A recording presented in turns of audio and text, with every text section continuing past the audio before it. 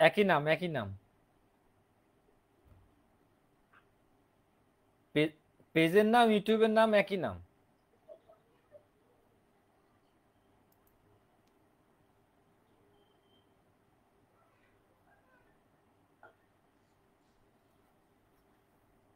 আপা,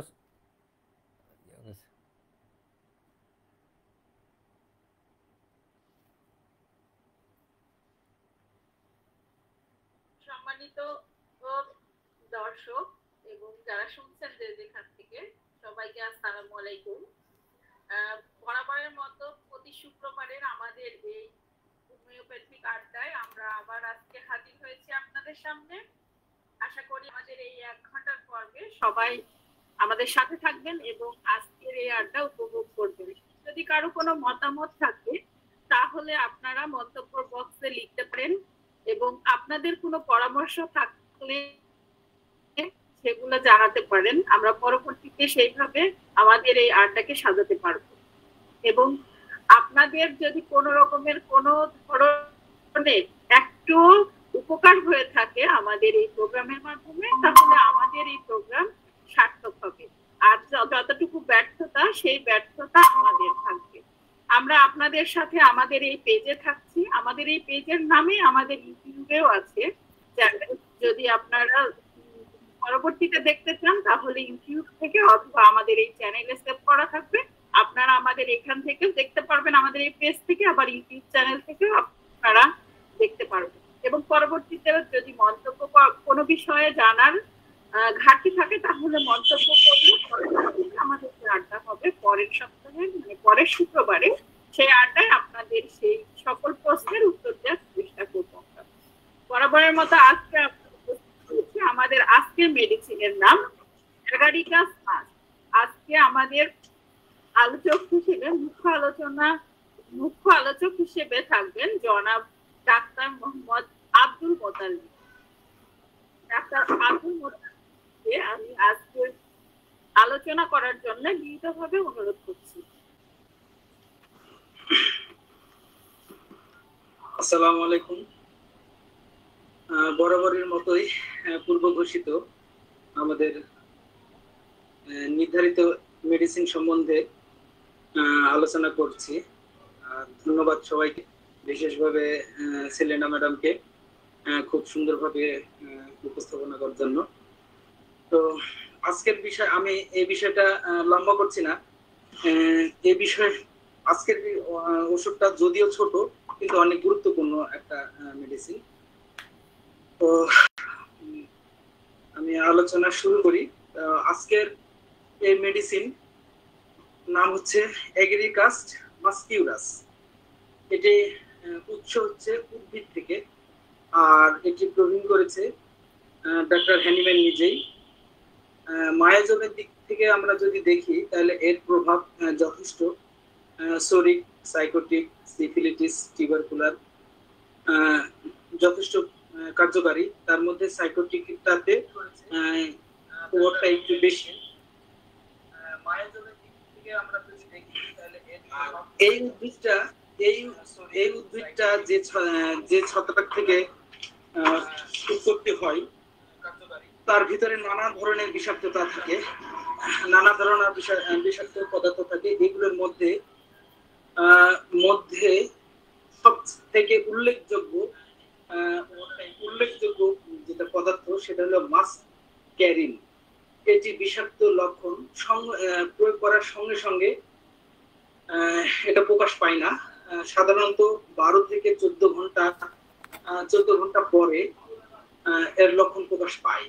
আর এই ওষুধটা এতই ভয়ানক, এই বিষাক্ততা, যে তার ক্রিয়ানাশক কিছু ওষুধ নাই। আর হচ্ছে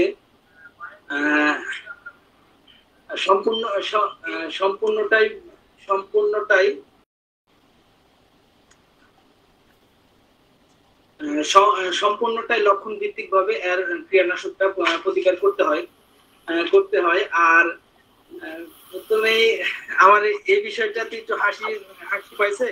আমিনুল ভাই একটা গল্প করেছিল যে এক ডাক্তার অনেক মেডিসিন দেয়, আর তার মধ্যে একটা ডাক্তার হচ্ছে সিঙ্গেল মেডিসিন দেয়।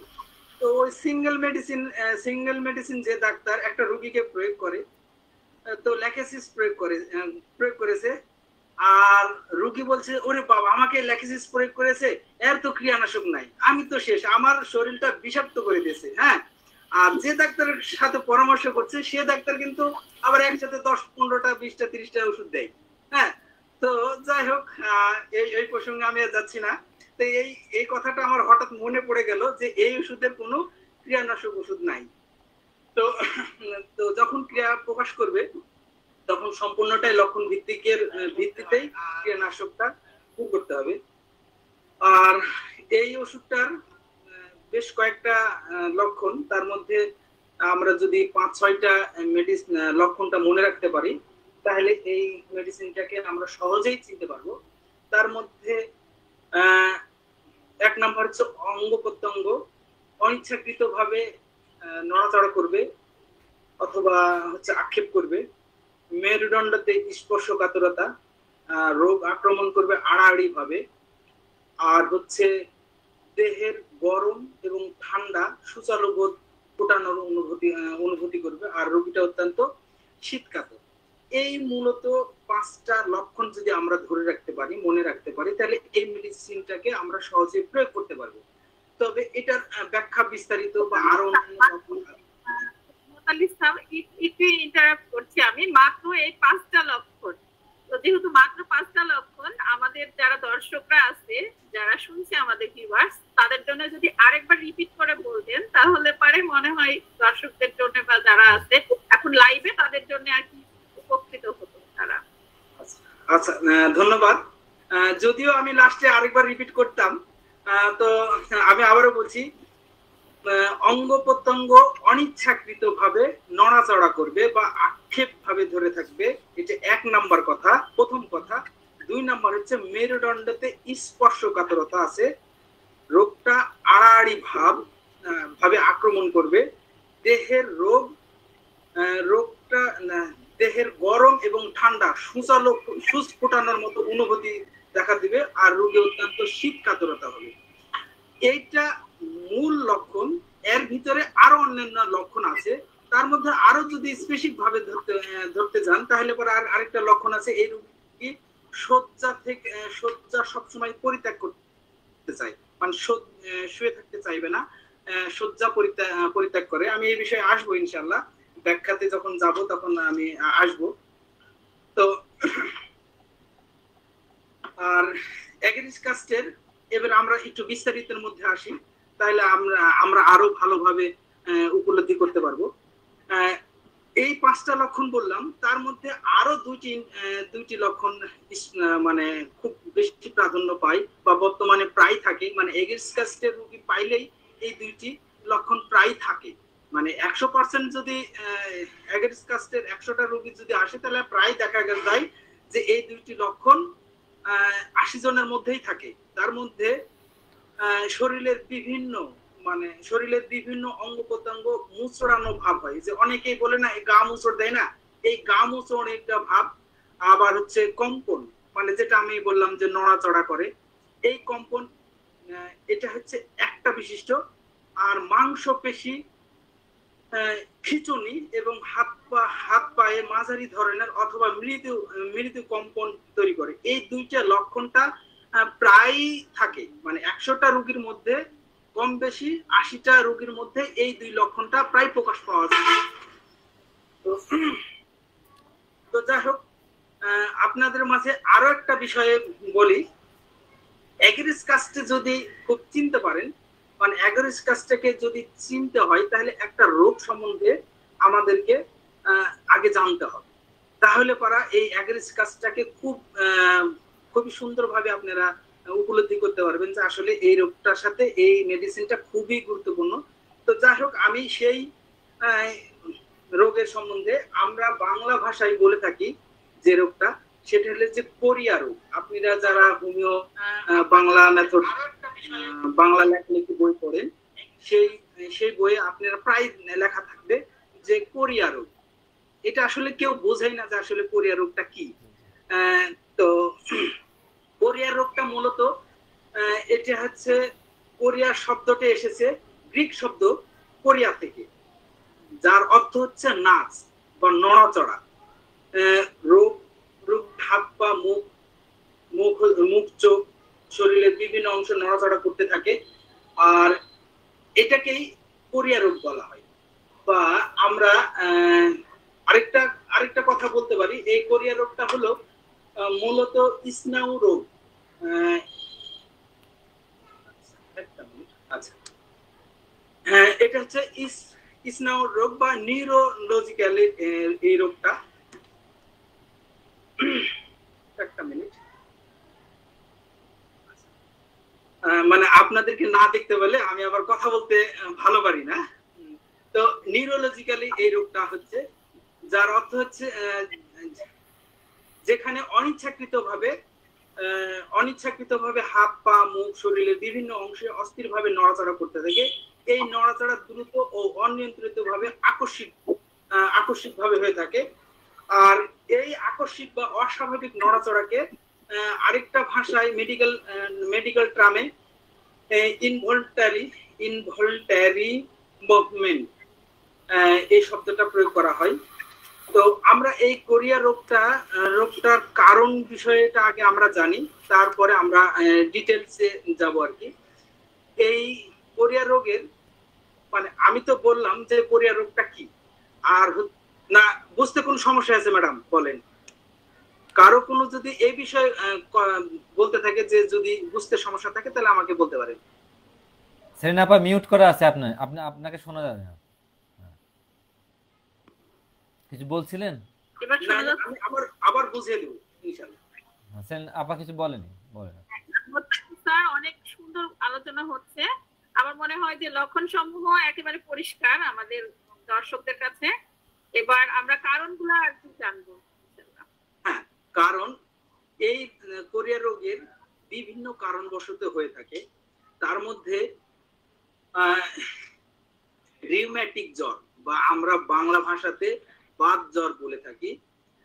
এটা বেশি ক্ষেত্রে হচ্ছে ছোটদের ক্ষেত্রে এটা হয়ে থাকে, আবার বড়দের ক্ষেত্রেও হয়ে থাকে। আর আরেকটা কারণ হচ্ছে, সেটা হচ্ছে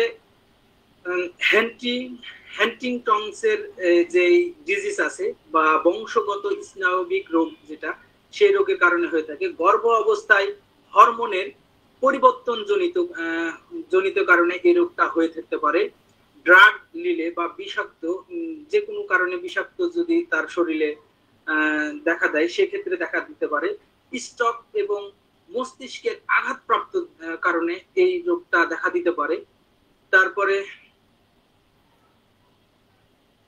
আরেকটা হচ্ছে মেটাবলিজমের সমস্যা যদি থাকে, তাহলে এই রোগের সমস্যা, এই রোগগুলান হচ্ছে এই রোগ লক্ষণ দেখা দিতে পারে বা এই রোগটা তৈরি হতে পারে।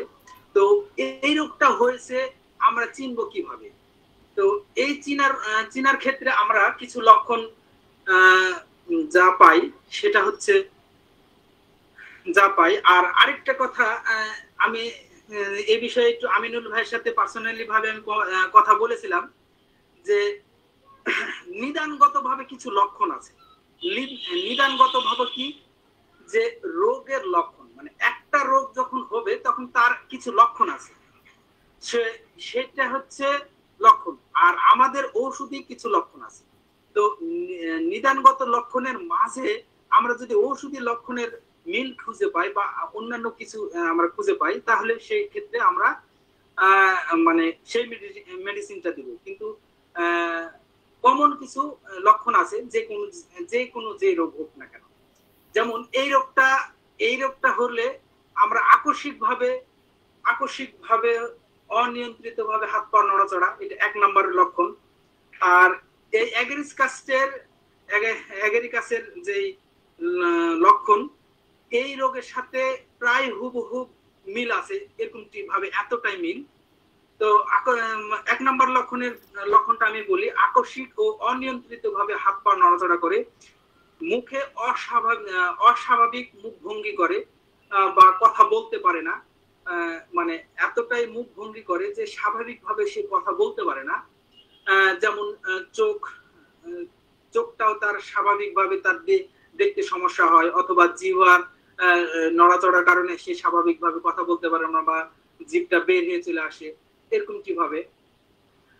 তারপরে কোনো বিষয়ে সে মনোযোগ দিতে পারে না, মনোযোগের অভাব হয়, দুর্বলতা, ক্লান্ত এবং ভারসাম্যহীনতা। তারপরে হচ্ছে লেখার সময় হাত কাঁপে, লেখা অস্পষ্ট দেখায়, কথা বলার অস্বাভাবিক অসুবিধা হয়। মানসিক লক্ষণের এই সমস্যা থাকলে বিভিন্ন ধরনের মানসিক সমস্যা দেখা দেয়, মেজাজ পরিবর্তন, বিষণ্ণতা, এই বিষয়গুলো দেখা দেয়। তবে শিশুদের ক্ষেত্রে এইটা বেশি হয়ে থাকে, সাধারণত 5 থেকে 15 বছরের মধ্যে এই রোগটা হয়ে থাকে। আর প্রায় গলা ব্যথা হয় এটার সাথে, আর রিউমেটিক যে জ্বর বা বাত জ্বর সপ্তাহের পরে দেখা দেয়। আর এই কোরিয়া রোগের প্রথম কথা যে হাত পা নড়াচড়া এবং পড়ে যাওয়ার ঝুঁকি থাকে। তো আশা করি যে আমাদের এই কোরিয়া রোগের বা আপনার স্নায়ু রোগের যে নিউরোলজির যে রোগটা, সেটা বুঝতে পেরেছে সবাই। যদি এই বিষয়ে কারো প্রশ্ন থাকে তাহলে সে বিষয়ে আমাকে প্রশ্ন করতে পারেন, আমি তার উত্তরটা দেওয়ার চেষ্টা করব। আর যদি না থাকে তাহলে আমরা মেডিসিনের দিকে চলে যাবো ইনশাআল্লাহ। যদি আমাদের সাথে যারা যুক্ত আছেন তাদের কারো প্রশ্ন থাকে তাহলে কমেন্টে জানাতে পারেন, আর সরাসরি যারা আমাদের সাথে আছেন তারা চাইলে আনমিউট করে তাদের প্রশ্ন করতে পারেন। আমাদের ডাক্তার জনাব মোহাম্মদ আব্দুল মোতালিব স্যার আমাদের সেই প্রশ্নের উত্তর দিবেন আশা করি।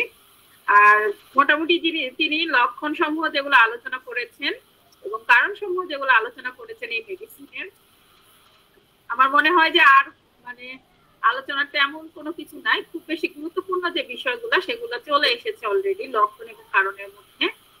আর যদি তারপরেও কারো এই লক্ষণ এবং কারণ সমূহ বুঝতে কারো সমস্যা থেকে থাকে তাহলে তারা প্রশ্ন করতে পারেন। যারা আমাদের সাথে ফেসবুকে এবং ইউটিউবে যুক্ত আছেন তারা মন্তব্যের মাধ্যমে আমাদেরকে প্রশ্ন করতে পারেন, এবং যারা আমাদের সাথে সরাসরি গুগল মিটে যুক্ত আছেন তারা আনমিউট করে প্রশ্ন করতে পারেন। আচ্ছা, যাই হোক, যদি কেউ প্রশ্ন থাকে তাহলে আমি পরবর্তীতে আমি প্রশ্ন উত্তর দেব, কেউ যদি করতে থাকে। তো আমি মেডিসিনের দিকে আমি সেটা হলো যে যদি আমাদের সাথে যারা যুক্ত আছে সরাসরি, তাদের আমার মনে হয় আর কোনো প্রশ্ন নাই। আর যারা আমাদের দর্শক আছে তারা মন্তব্য করলে পরবর্তীতে আমরা মন্তব্যগুলো পড়ে উত্তর দেওয়ার চেষ্টা করবো। আপনি আপনার আলোচনা চালিয়ে যান। এই কোরিয়া রোগের ধরনের প্রায় আমি আগেও বললাম, এখনো বলছি যে সকল ধরনের উপসর্গগুলো পাওয়া যায় এই মেডিসিনে। আর এই মেডিসিন দ্বারা অনেক বিজ্ঞ ডাক্তারেরা এই রোগটাকে অনেক বেশি সারাইছে এবং আরোগ্য করেছে। আর এই মেডিসিনের আরো কিছু লক্ষণ আছে। সেই লক্ষণগুলোর মধ্যে সারা শরীরে বা তার সুরসুরানি অথবা পিঁপড়া হাঁটার ন্যায় যে সুরসুরানি হয় সে এটা অনুভব করবে, এবং চর্মে, বিশেষ করে চামড়ার উপরে নয় মাংসের মধ্যেও এই লক্ষণটা থাকে। আর এটার একটা অদ্ভুত একটা লক্ষণ, সেটা হলো যে চর্মের উপরে অথবা অঙ্গ প্রত্যঙ্গ ভঙ্গি ঠান্ডা অথবা গরম ফুসফুটানোর অনুভূতি দেখা দেবে। বিশেষ অনুভূতি দেখা দেবে যে স্থানে রক্ত চলাচল কম অথবা দুর্বলতা থাকে, যেমন কানের পিঠে, হাতের উল্টা পিঠে কাঁটা ফোটানোর মতো এবং জ্বালা করতে থাকে। আর এই রোগী ঠান্ডাতে খুব বেশি সংবেদনশীল এবং নার্ভাস প্রকৃতির হয়ে থাকে। আমি আগেই বলেছি এই রোগীটা অত্যন্ত শীতকাতর। তার চুলকানি বোধ, কাটা ফোটার নেই অনুভূতি এবং কনকনানি মানসিক পরিশ্রম করলে বাড়ে আর শারীরিক পরিশ্রম করলে কমে। গুরুত্বপূর্ণ একটা কিন্তু লক্ষণ যে তার এই চর্মরোগের চুলকানি বা কনকনানি বলেন বা আর অন্যান্য লক্ষণ যদি যেগুলো আছে তারা মানসিক লক্ষণ, মানসিক পরিশ্রম যদি করে তাহলে তার লক্ষণগুলো বৃদ্ধি পাবে, আর শারীরিক পরিশ্রম যদি করে তাহলে পরে লক্ষণগুলো কমতে থাকবে।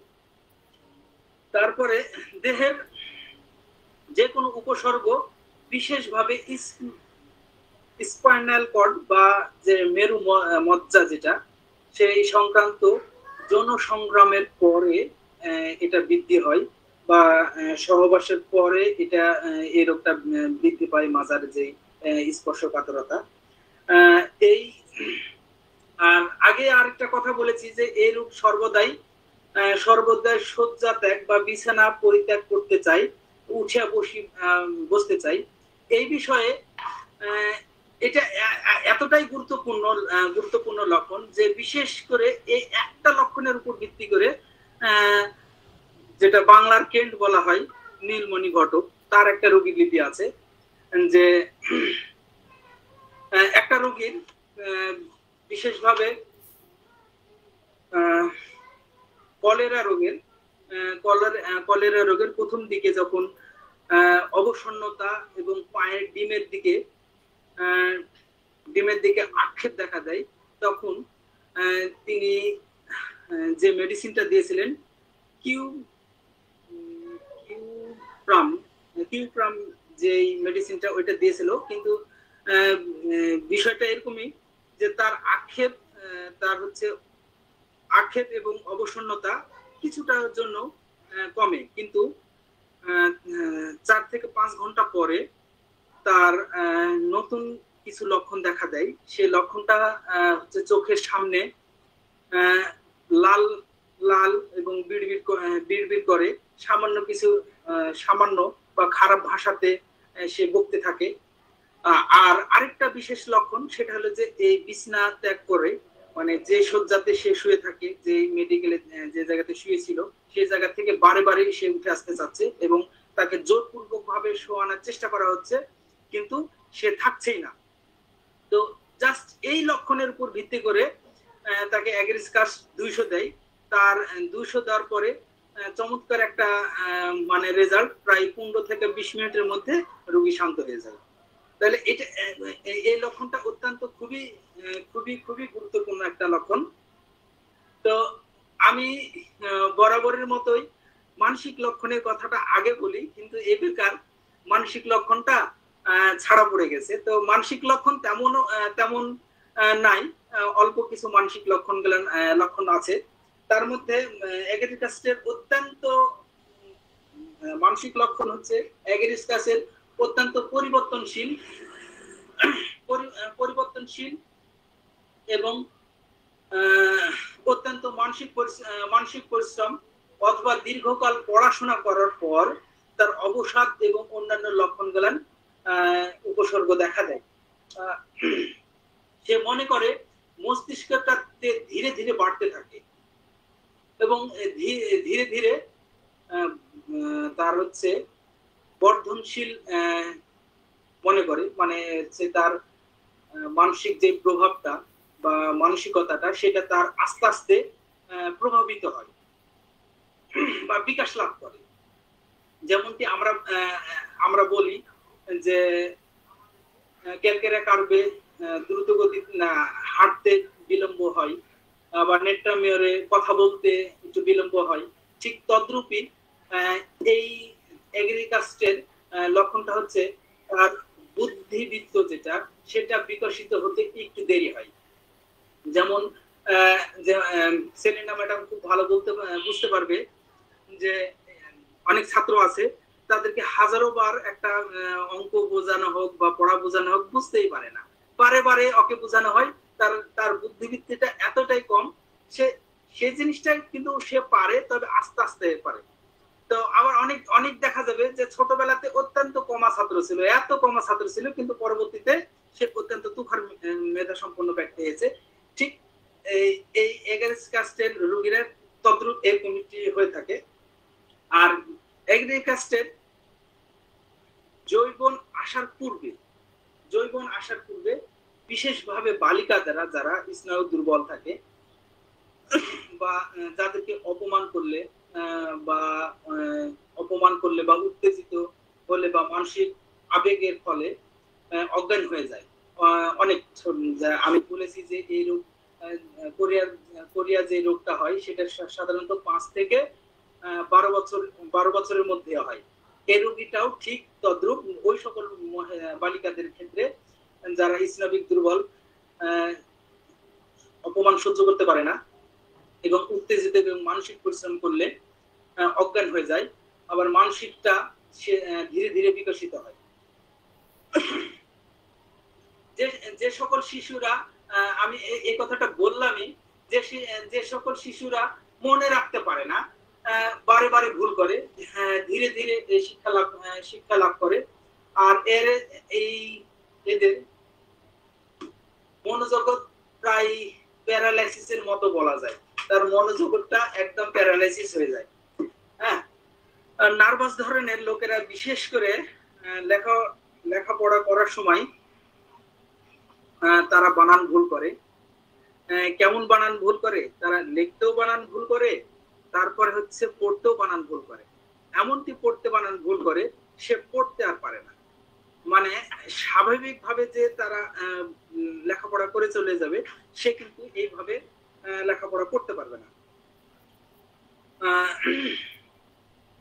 এবং যে শব্দটা ভুল হচ্ছে, যে শব্দটা এটা ভুল হয়, সেই শব্দটাই তার মানে চোখের সামনে বারবার ভাসতে থাকে।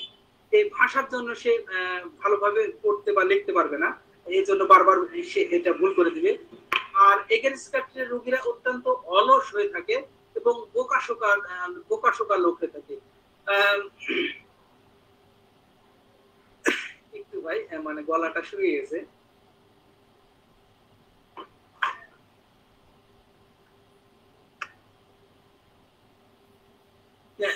এরা হচ্ছে বোকাশোকা হয়ে থাকে এবং ডিলিউশনের মতো ভুল বকে। ডিলিউশনটা কি সেটা তো সবাই আমরা জানি, দেখ আমি ওই দিকে যাচ্ছি না। এবং এমন বিচলিত অবস্থায় হয়, যারা মদ খাইলে যেরকমটি স্বভাব হয়, সেরকমটি এদের স্বভাব মাতাল হয়ে যায়। যেমন আমার একটা ছোটবেলার একটা ইতিহাস মনে পড়ে, যে আমি তানোরে বেড়াতে গেছিলাম। তো তানোরে বেড়াতে যে একটা লোক মদ খেয়ে আসছে। তো মদ খেয়ে এসে হচ্ছে তালের গাছটা এইভাবে জাপটা ধরে আছে। হ্যাঁ, জাপটা ধরে এসে বলছে যে এই গাছ আমি আজকে না তুলে আমি যাব না, এই গাছটা কে তুলেছে? হ্যাঁ, এই যে ঠিক এরকম যে পাগলামি করে, মদ খাইলে যে পাগলামি করে, ঠিক এগারিস কাস্টের রোগীরা ঠিক তদ্রূপই এরকম পাগলামি করে থাকে। তো যাই হোক, আমি মজার ছলে কথাটা বললাম। তো আমি উদাহরণস্বরূপ ভাবে বললাম, আর একটু মজাদার জন্য এই ঘটনাটা বললাম। আমি এই ঘটনাটা প্রায় বলে থাকি যে যখনই এই বিষয়গুলো না আসে, যে কেউ নিশাবান করে রাস্তায় পড়ে আছে অথবা ভুল করছে অথবা পড়াশোনা করলে, ওই ঘটনাটা আমার খুব মনে পড়ে। হ্যাঁ, তো ওটা শেয়ার করলাম। আর এরা অনেকটাই বোকা মূর্খর মতো কথাবার্তা বলে। হ্যাঁ, কাজকর্মটাও মূর্খর মতো, মানে যেহেতু মাতালের মতন এরা চলাফেরা বা মাতালের মতন থাকে, তাহলে তো মূর্খর মতনই হয়।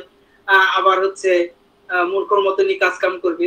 অসময় মানে যে জায়গাতে গান বলার প্রয়োজন নাই সেই জায়গাতে গান বলবে, বা যে জায়গাতে সিজদার মানে প্রয়োজন নাই সেই জায়গাতে সিজ দিবে। হ্যাঁ, আবার এরা আবার আরো একটা বিচক্ষণতা আছে এদের। সেই বিচক্ষণতা কি জানেন? এরা আবার ভবিষ্যৎবাণী করতে পারে খুব ভালো। তো এগারিস কাস্টের রোগীরা ভবিষ্যৎবাণীও করে থাকে। অনেক সময় এরা ঠিক বিপরীত হয়ে থাকে, বিপরীত চরিত্র হয়ে থাকে, মানে চারিদিকের উদাসীনতার যে হয়ে থাকে, বা ধীরে ধীরে যে আপনার যে যারা ধীর গতিতে মেধা বিকাশ হয়েছে তারা স্থির এবং নম্র হয়ে থাকে এক সময় হয়ে থাকে, এবং তারা গম্ভীর স্বভাবের বা একগুঁয়ে বা দাম্ভিক হয়ে পড়ে এক সময় এই রোগীরা। এর বিভিন্ন অংশের মাংসপেশি এবং সঞ্চালনের সামঞ্জস্যহীনতা থাকে না।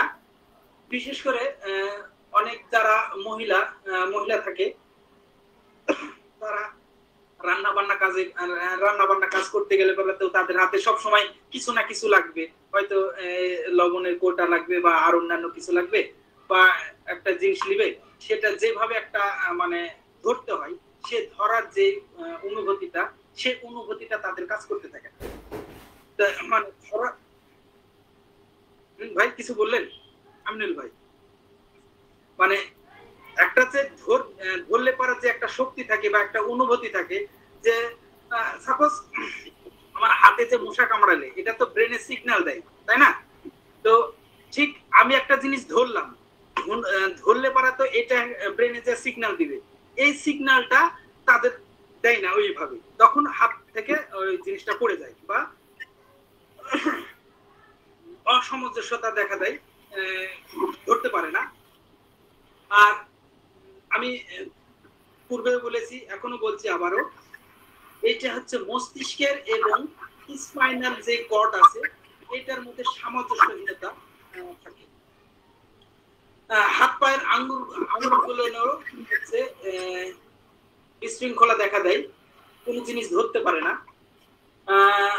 তারপরে হচ্ছে রোগীরা অলস প্রকৃতির হয়ে থাকে এবং বিশৃঙ্খলা ভাবে বিভিন্ন শারীরিক বলেন মানসিক বলেন অপ্রত্যাশিত পরিবর্তনের রোগী, যেগুলা মানে রোগীকেও লক্ষ্য করা লাগবে, আবার হচ্ছে ডাক্তারকেও এই বিষয়গুলো নিয়ে এই অসামঞ্জস্য যে লক্ষণগুলো আছে বা বিশৃঙ্খলা যেগুলো আছে সেগুলা লক্ষ্য রাখা লাগবে। তো এই প্রসঙ্গে আমি একটা আমাদের পেজে একটা হচ্ছে রোগলিপি শেয়ার করেছি, যদিও আমি আমার ব্যক্তিগতভাবে কোনো রোগলিপি শেয়ার করি না এই প্ল্যাটফর্মে।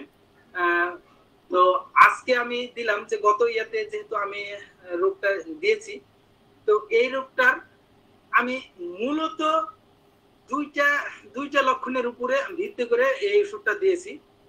ওই রোগীটা আমার কাছে আসে, ওই রোগীটার হচ্ছে প্যারালাইসিস ছিল ডান দিকে গোটাটাই প্যারালাইসিস ছিল, আর সে অনেক চিকিৎসা করেছিল। তো পরবর্তীতে অনেক চিকিৎসা অন্যান্য ব্যথিতে তো অনেক ব্যয়বহুল চিকিৎসা, তো এক পর্যায়ে আমার কাঁধে আসে। তো আসার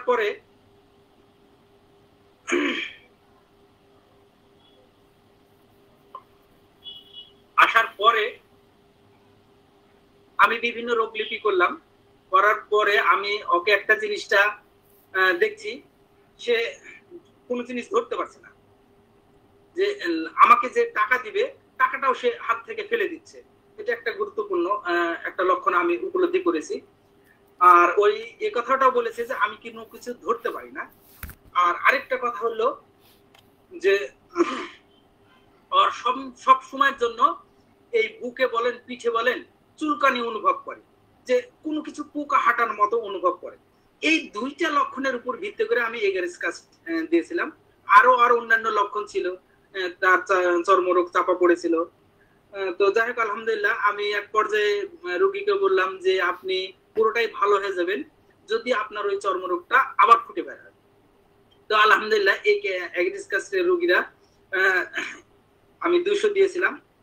200 দিতে আলহামদুলিল্লাহ মোটামুটি এক সপ্তাহ পরে তার প্যারালাইসিসটা মোটামুটি ভালো, এবং তার পেটে এবং জনাঙ্গর এই আশপাশে অনেক ফোড়ার মতো হচ্ছে চর্মরোগ বাইর হয় এবং পুজ ধরনের বের হয়। তারপর পরবর্তীতে অন্য মেডিসিন দিয়েছিলাম, দেখ সেই রোগীটা আলহামদুলিল্লাহ এখন অনেকটাই ভালো আছে। তো আপনারা এই রোগীটা দেখতে হলে পরবর্তীতে আমাদের পেজেই আছে এই রোগীটা বিশেষ করে, তাহলে আপনারা ভালোভাবে বুঝতে পারবেন যে অ্যাগেরিস কাস্টের মানে আমাদের হোমিও যে ম্যাজিক, সেই ম্যাজিকটা উপলব্ধি করতে পারবেন।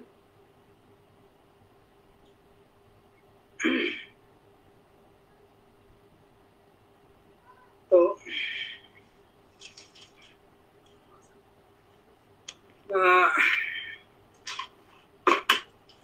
এই রোগীটা খোলা বাতাসে ঘুরে বেড়ালে তার মাথা ঘোরে। হ্যাঁ, মানে গলাটা কেমন শুকিয়ে গেছে, হ্যাঁ, কথা বলা ইয়ে হয়েছে। খোলা বাতাসে ঘুরে বেড়ালে এই রোগীর সমস্যাটা তৈরি বেশি হয়, বিশেষভাবে মাথা ঘোরে। আর রোগী শীতকাতর, সবসময় প্রায় শীত করেই থাকে, মানে গ্রীষ্ম বর্ষা সবসময় প্রায় কম বেশি শীত বোধ করে থাকে।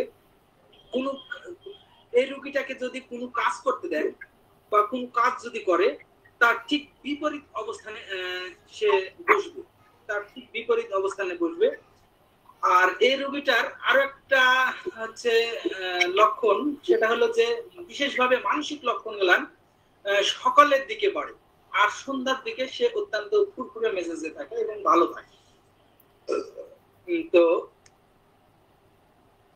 আমরা যদি পাট ভাবে আমরা বলতে থাকি, তাহলে পারা মাথার প্রসঙ্গে তো অনেকটাই আমি বলে দিয়েছি। তো মাথার সূর্যলোকে বা মাথা ঘোরা বা হাঁটা চলাচল করলে এই সমস্যাটা বেশি থাকে, এবং অনেকে দেখবেন যে মাথা সবসময় এইভাবে মাথা নড়াচড়া করে, আবার তার মাথার পিছন দিকে ভারী বোধ করতে থাকে। মাথার একদিকে যন্ত্রণা, আর আরেক দিকে যেমন সুচ ফুটানো বা পেরেক ফুটানোর মতো ব্যথা থাকে।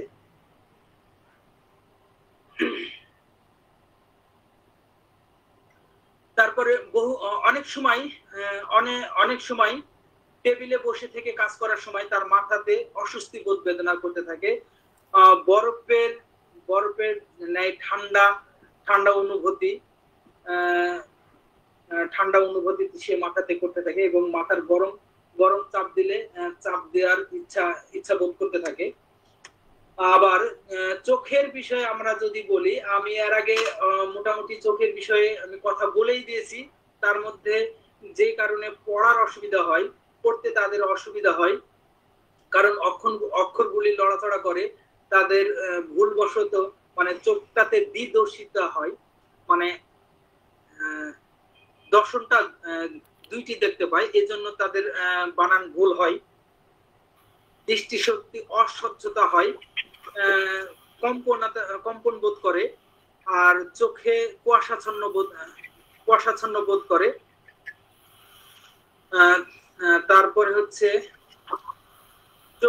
চোখটা তো নড়াচড়া করে, এই কথাটা বললাম। চোখে জ্বালা করে এবং চোখের পাতা জড়ে যায়, মানে পেস্টিতে বলেন আর পুজেই বলেন, চোখটা জড়ে যায়। আর কানের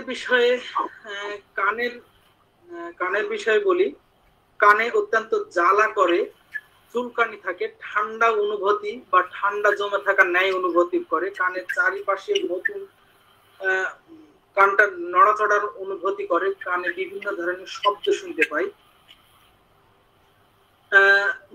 স্নায়বিক দুর্বলতার কারণে নাকেরও কিছুটা সমস্যা হয়, নাকের ভিতরে এবং বাইরে চুলকানি থাকে, কাশি হাঁচি দেওয়ার পরে তার কাশিটা বন্ধ হয়ে যায়, এবং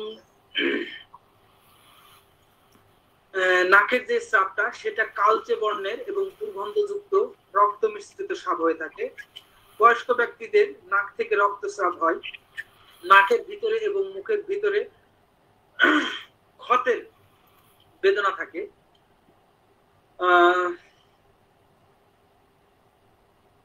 মানে পাট করে বলতে গেলে আমি যে বিষয়গুলো বলে দিয়েছি, কম বেশি এই বিষয়গুলো নিয়ে আবারও চলে আসবে। তার মধ্যে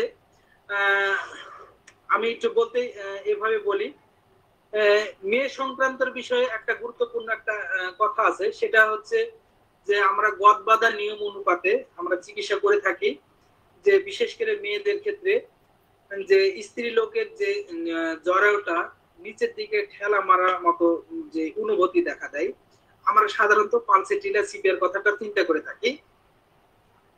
এই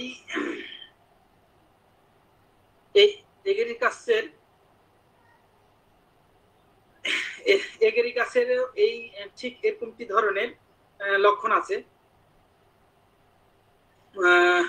আছে। আর অত্যন্ত ঋতুস্রাব হয় নির্দিষ্ট সময়ের আগে, চুলকানি এবং ছিঁড়ে ফেলার মতো ব্যথা হয়, চাপে বা বেদনায় এবং জনাঙ্গ এবং পিঠে, বিশেষ করে স্পাইনাল কর্ডের ব্যথাটা তৈরি হয়। আর এই ব্যথাটা বিশেষভাবে স্বামী সহবাসের পরেই বেশি হয়।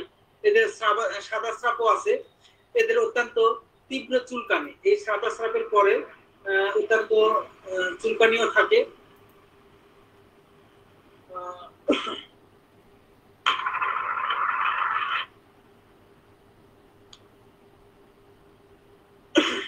আমিনুল ভাই একটু কথা বলেন তো, আমি একটু ইয়া করছি।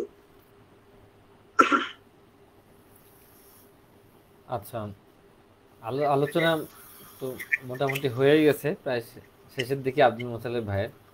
এই পর্যায়ে বলার আসলে তো তেমন কিছু থাকে না। আব্দুল মোতালেব ভাই মেবি মানে কোনো জরুরি কাজে একটু সময় নিচ্ছে। কি জানি একটা বলবো, ভুলেও গেলাম। আমাদের আমরা অনেক আলোচনা শুনে ফেলেছি, বেশ গুরুত্বপূর্ণ আলোচনা হয়ে গেছে। লক্ষণ, তারপরে কারণগুলো, তারপরে মানসিক লক্ষণগুলো ছাড়া প্রত্যেকটা অঙ্গের পার্ট করে মোটামুটি আলোচনা আমাদের হয়ে গেছে, এবং মেডিসিন কিভাবে প্রয়োগ করা হবে সেই বিষয়ে একটু মাঝখানে বলেছে। এরপরে যদি কারো কোনো প্রশ্ন থেকে থাকে মেডিসিন নিয়ে, তাহলে পারে আমরা করতে পারি। তবে আমার কিছু প্রশ্ন আছে, যদি আমি ভাই অনুমতি দেয় তাহলে আমি আমিনুল ভাইয়ের কাছে হয়তো একটু অবশ্যই। যেমন হলো আমাদের আব্দুল মোতালিব স্যার বলছিলেন যে তিনি প্রথমেই সেই পেশেন্টকে 200 আর কি পাওয়ারের অ্যাগারিকাস মাছ দিয়েছেন। তো আমার প্রশ্ন হলো যে যেহেতু আমাদের 30 এবং 200, এই যে ওয়েলকাম আবার আমাদের সাথে যুক্ত হয়েছেন জনাব আব্দুল মোতালিব স্যার, তাহলে পারে আমরা আমিনুল ভাই অথবা আব্দুল মোতালিব স্যারের কাছে আমরা শুনতে পারি, যার সুবিধা হবে তুমি বললে হয়তো আমার দর্শকরা যারা আছে তাদের জন্য উপকার হয়। যে প্রথমে আর কি এর আগে আমরা শুনলাম যে রোগীকে 200 আর কি ওষুধ দেওয়া হয়েছিল, 200 অ্যাগারিকাস। তো যদি পেশেন্টের দেখা যাচ্ছে লক্ষণটা অত বেশি তীব্র না, সমস্যাটা শারীরিক আছে কিন্তু মানে তুলনামূলক ভাবে, সেই ক্ষেত্রে কি আমরা প্রথমে 30 কিপো দিয়ে 1 সপ্তাহ সেই মেডিসিন কন্টিনিউ করতে বলবো, নাকি 1 মাস করতে বলবো? এরকম কোনো ডিউরেশন আছে? তারপরে দেন আমরা 200-তে যাবো, নাকি সরাসরি মানে 200-তে যাবো? এই মেডিসিনের বিষয়টা ক্লিয়ার করলে আমার এবং আমার দর্শকদের জন্য উপকার হবে। ধন্যবাদ। এখানে আমি আব্দুল মোতালেব ভাই বলবেন। আচ্ছা, আপনি বলেন, তারপর আমি বলছি। আচ্ছা, এটা আমরা এর আগেও বলেছিলাম যে অর্গানের নিয়ম অনুযায়ী হচ্ছে ঔষধ শক্তি হবে রোগ শক্তির চাইতে একটু বেশি শক্তিশালী, তাহলেই আমরা অসুখকে দমন করতে পারবো। মানে একজনকে যদি আমি দমন করতে যাই, একজনের সাথে যদি আমি যুদ্ধ করতে যাই, তার চাইতে আমাকে একটু শক্তিশালী হইতে হবে। যদি আমি শক্তিশালী না হই, তাহলে দেখা যাবে তার সাথে আমি যুদ্ধ করে ঠিক পাইরে উঠবো না। সেরকম অসুখের ক্ষেত্রটাও তাই। আসলে এই যে পাওয়ারের বিষয়টা, এর কোনো নির্দিষ্ট সীমারেখা থাকে না। আমরা মোটামুটি যে ওষুধগুলো ব্যবহার যোগ্য মনে করি 30-এর পর থেকে সিএম পর্যন্ত, মানে এগুলো বাদ বাকি আরো নিম্ন শক্তি ব্যবহার বা অন্য কিছু হয়, সাধারণত যেগুলো হয় 30 থেকে সিএম পর্যন্ত। এখানে আমাদের লক্ষণীয় বিষয় হচ্ছে যে আমার রোগটা কতটুকু শক্তিশালী এবং আমি কতটুকু একই যত হবে, যত ঘন ঘন দেওয়া দরকার তত পাওয়ার আমার কম হইতে হবে। এই মাত্র আক্রান্ত হয়েছে একটা ব্যক্তি, সেক্ষেত্রে আমি পাওয়ার কমের দিকে যাব। আর যখনই আমার পুরাতন রোগী হবে, বা হচ্ছে আমার রোগটা হঠাৎ বৃদ্ধি পাওয়ার ভয় থাকবে না। চর্মরোগের ক্ষেত্রে আমরা অবশ্যই যে কোনো ক্ষেত্রেই হোক না কেন একটু নিম্ন শক্তি থেকে শুরু করা উচিত, নইলে হঠাৎ বৃদ্ধি ঘটার সম্ভাবনা আছে। বাদ বাকি অন্য বিষয়গুলো যেমন আঁচিল, টিউমার, এগুলোতে আমরা উচ্চ শক্তির দিকে যাব। আর যেগুলো নিচের দিকে আছে, এখনই একটা মানুষ আঘাত পায় আসছে, তখন আমি ধরেন যে কোনো ওষুধের আর্নিকাই যদি দিই, তখন আমি নিম্ন শক্তি থেকে শুরু করব। হয়তো বা 3x হইতে পারে, 30 হইতে পারে, যেটা ঘন ঘন দেয়া যায়, তাড়াতাড়ি যেন একটা রিকভারি হয়। আর যেগুলো লক্ষণ দেখা যাবে অনেকদিন থেকে আছে, মানসিক লক্ষণ, কিছু মানসিক সিমটম দেখা দিয়েছে, সেগুলোতে আমরা 1M এর পর থেকে চিন্তা ভাবনা করবো। সেগুলো চিন্তা হবে 1M এর পর। বিশেষ করে মনের উপরে যদি কাজ করাতে হয়, তাহলে অবশ্যই 1M এর উপরে উঠতে হবে। এই ক্ষেত্রে ওষুধ মেডিসিনের ক্ষেত্রে যদি বলি, আমি আমি অ্যাগারিকাস সহ সব মেডিসিনের কথাই বলতেছি, শুধু অ্যাগারিকাস না, সবার কথা বলছি। যদি ওষুধ মেডিসিনের ক্ষেত্রে বলি, আমি ওষুধ মেডিসিন সাধারণত উচ্চ শক্তিতে ব্যবহার করতে হয়, নিম্ন শক্তি ব্যবহার না করাই ভালো। সেলিনা আপা মনে হয় আটকে গেছে, মনে হয় সম্ভবত নেটের কোনো সমস্যা। আপা শুনতে পাচ্ছি না আমরা,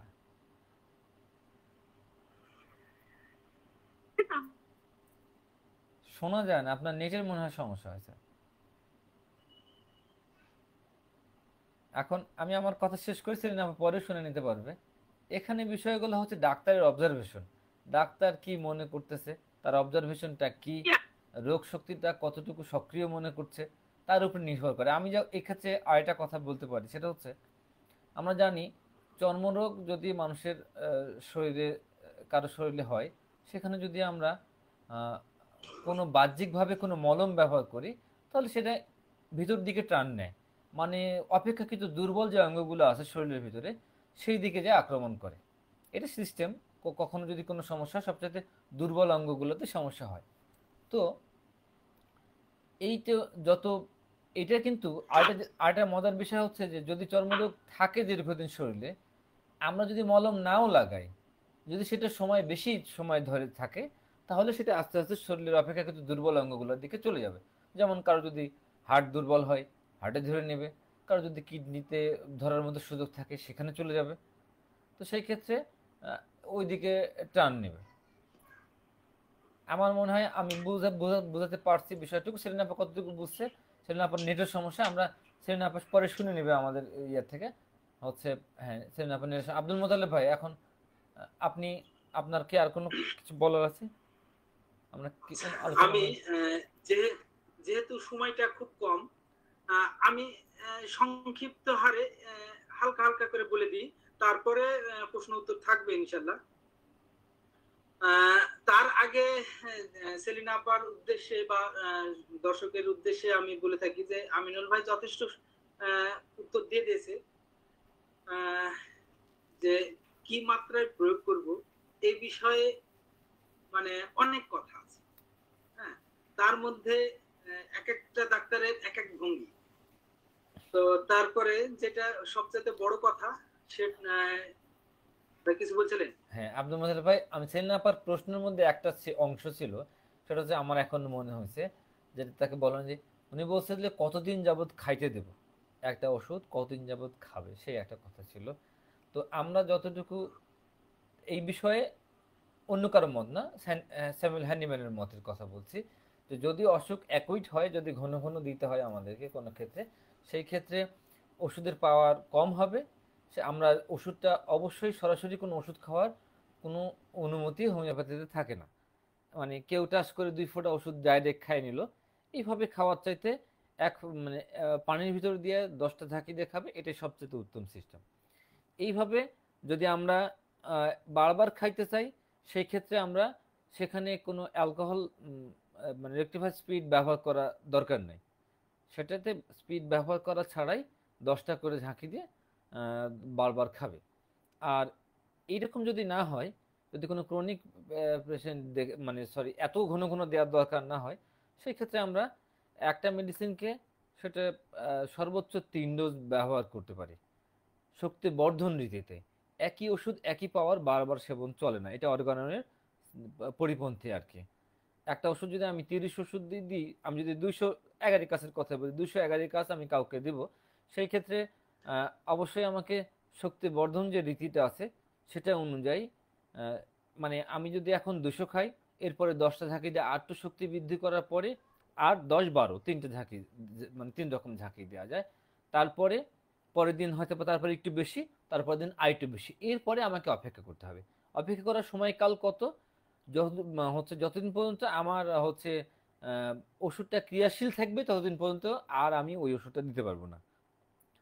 যখন আমি দেখবো আমার ওষুধের ক্রিয়া নষ্ট হয়ে গেছে, কোনো কারণে আমার মনে হচ্ছে সমস্যাগুলো আবার কিছুটা দেখা দিচ্ছে, তখন আমাকে নতুন ওই ওষুধেরই আমি অন্য শক্তি ব্যবহার করব। আর যদি আমি মনে করি ওষুধ আমার ঠিক হয় নাই, তাহলে তো আমি যে কোনো সময় পরিবর্তন করবই। আর যদি মনে হয় কাজ চলতেছে, তাহলে আমাকে লাস্ট যে ডিউরেশন সেই সময় পর্যন্ত অপেক্ষা করতে হবে।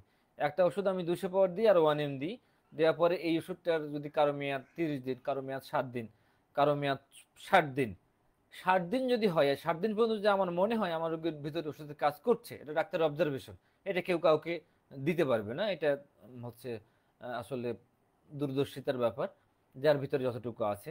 তো আমি যখন লক্ষ্য করবো যে আমার ওষুধ কাজ করতেছে, তখন আমাকে যদি কাজ করতে থাকে, আমাকে সেই আহ, যে ডিউরেশন আছে, যদি 60 দিন হয় 60 দিন পর্যন্ত অপেক্ষা করতে হবে, নতুন আবার পুনরায় অন্য শক্তির জন্য যেই কয়দিন থাকবে তারপর পরে আমি নতুন কোনো শক্তিতে যাইতে পারবো। তার আগে যে ওষুধটা প্রয়োগ করবো সেটার জন্য আমাকে রেজাল্টের জন্য অপেক্ষা করতে হবে। হ্যাঁ, আব্দুল মোতালেব ভাই, সেলিনা আপার এই প্রশ্নটা মানে এটা পরে মনে হলো বলে আমি জবাব দিলাম আর কি, সেলিনা আপা পরে শুনে নেবে। আচ্ছা, যেহেতু ভাই আপনি যথেষ্ট বলে দিয়েছেন, আর পুরো আর বলার অপেক্ষা থাকে না, তো আমি সংক্ষিপ্ত হারে আমি মেডিসিনটা শেষ করি, জি জি জি না হলে অসমাপ্ত ভাবে থেকে জি গেছে। জি জি জি তো আচ্ছা, আমি কোথায় কোথায় পর্যন্ত জানাছিলাম, যাই হোক, আহ, আমরা আমরা আচ্ছা, মূল যে প্রয়োগ লক্ষণ সেদিকে চলে যাব, 4-5টা যে মূল লক্ষণগুলো আমরা দেখতে পাই সেদিকে যায়, শেষ করতে। টাইম কি একদম শেষ? টাইম কি একদম শেষ? সময় 6 মিনিট আছে। আচ্ছা, আমি 6 মিনিটে শেষ করে দিচ্ছি। আহ, গলার ভিতর বা কান পর্যন্ত এই রোগীটার যন্ত্রণা অনুভব করবে, সংকুচিত বোধ থাকে, মানে ছোট মার্বেল আছে বা বলের মতো সে অনুভব করতে থাকবে। আমি একদম সংক্ষিপ্ত করে দিচ্ছি। আর পাকস্থলীতে তার মানে শূন্যবোধ বা ঢেকুস উঠে, মানে হেউ একটা ইয়া হতে মানে যেটা হিক্কা বলা হয় না, হিক্কা স্বাভাবিক অস্বাভাবিকভাবে ক্ষুধা বা পেটে বায়ু জমতে থাকে, প্রচুর পরিমাণে গন্ধ ছাড়াই বায়ু নিঃসরণ করতে থাকে। এই পাকস্থলীর বিষয়ে আমরা যদি বলি, খাবার প্রায় প্রায় ঘন্টা পর পরই পাকস্থলীতে খাবার চাই, বা খাবারের এক ঘন্টা পরই তার পাকস্থলীতে বেদনা বোধ করতে থাকে, আর পরে অস্থিরতা বোধ এবং চাপ চাপ ধরে থাকে। আবার প্রস্রাবের ক্ষেত্রে আমরা যদি বলে থাকি, প্রস্রাবের নালীতে সুস্পৃষ্ট বেদনা থাকে, হঠাৎ করে মানে তীব্রভাবে প্রস্রাবের বেগ আসে এবং বারে বারে প্রস্রাবটা ত্যাগ করে। হৃৎপিণ্ডর বিষয়ে হার্টের বিষয় বলি, অনিয়মিত স্পন্দন করে, বিশেষ করে যারা তামাক খাবারের পরে, তারপরে নেশাপানের বা মদ্যপান করার পরে তাদের সংকুচিত হৃৎপিণ্ডটা অনিয়মিত সংকুচিত বোধ করতে থাকে। পিঠের কথা তো আমরা বললামই, বিশেষ করে এই মেডিসিনের সবচেয়ে গুরুত্বপূর্ণ একটা কথা হচ্ছে মেরুদণ্ডের স্পর্শকাতরতা। পিঠের অংশ বা স্পাইনাল কর্ডের যে ইয়েটা, কোমরের দিকে যন্ত্রণা, মুক্ত বাতাসে এটার সমস্যাটা বেশি হয় এবং পিঠের ব্যথাতে ফিট হয়ে যায়। আর চর্মরোগের ক্ষেত্রে তো আমি বললামই, চর্মরোগ বরফের মতো ঠান্ডা অনুভব করে এবং জ্বালা করতে থাকে, চুলকানি লালচে ভাব দেখা দেয়, ফোলা ফোলা আর চর্মে পিঁপড়া হাঁটার অনুভূতি করতে থাকে। উদ্ভিদ বা কোন ধরনের তার উদ্ভিদ বা কোন ধরনের প্রকাশ না পাওয়ার অত্যন্ত সে চুলকানি বোধ করতে থাকে। এই রোগীটার অতিরিক্ত হাইড্রোল আর তীব্র চুলকানি ও জ্বালার জন্য অস্থির ভাব থাকে, আর ঘুমিয়ে পড়ার পরও সে চমকে ওঠে, কম্পন করতে থাকে এবং বারবার ঘুম থেকে জেগে ওঠে, জীবন্ত স্বপ্ন দেখে, জীবজন্ত স্বপ্ন দেখে। আর কমা বাড়ার কথা তো আমি এর ফাঁকে বলে দিয়েছি, বিশেষভাবে হাস্যবৃদ্ধি যেটা ঠান্ডা ঠান্ডা বাতাসে বাড়ে, খাবারের পরে, সহবাসের পরে এবং ঠান্ডা আবহাওয়াতে, বজ্রপাতে, ঝড়ের পথে ইত্যাদি পিঠের মেরুদণ্ড চাপ দিলে বৃদ্ধি পায়, ফলে অনিচ্ছাকৃত ভাবে আসে এবং ধীরে ধীরে এটা আরাম চলতে থাকে। এই ছিল আজকের আমার এগ্রিস কাস্টের আপনাদের কাছে উপস্থাপনা।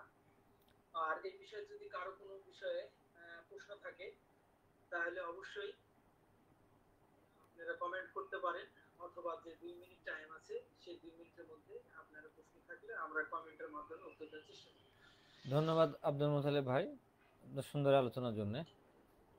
আমাদের একই নামে হচ্ছে পেজ আছে এবং ইউটিউব আছে, হেলথ অ্যান্ড পিওর ওয়েলনেস। আপনারা যারা ভিডিওটা এখন দেখার সুযোগ হচ্ছে না তারা পরে দেখে নেবেন, আমাদের পেজে থাকবে এবং হচ্ছে আমাদের ইউটিউব চ্যানেলে থাকবে। সবাই কমেন্ট করবেন, হচ্ছে কার কি জিজ্ঞাসা আছে জানতে চাইবেন, আমরা চেষ্টা করব উত্তর দেওয়ার জন্য। ভালো থাকবেন, আবার দেখাবেন ইনশাল্লাহ সামনের সপ্তাহে নতুন কোনো মেডিসিন নিয়ে। আসসালামু আলাইকুম রহমতুল্লাহ।